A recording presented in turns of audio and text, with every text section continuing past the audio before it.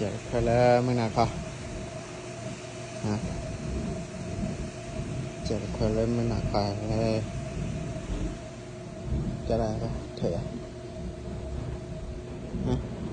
thử chạy khơi mới nào kho lên ồ lên tầm mai